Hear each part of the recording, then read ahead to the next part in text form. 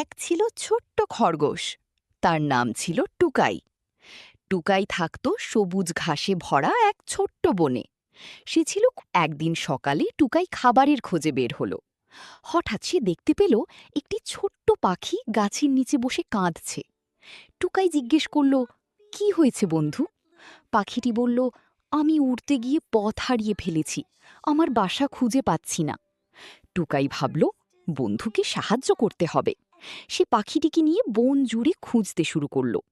পথে তারা এক বুদ্ধিমান কচ্ছপের সঙ্গে দেখা করল। কচ্ছপ বলল, ওই বড় আম গাছের উপরেই হয়তো তোমার বাসা আছে। তারা দ্রুত সেখানে গেল। সত্যি, পাখিটির বাসা সেই গাছেই ছিল। পাখিটি খুব খুশি হয়ে বলল, ধন্যবাদ টুকাই, তুমি সত্যিই ভালো বন্ধু।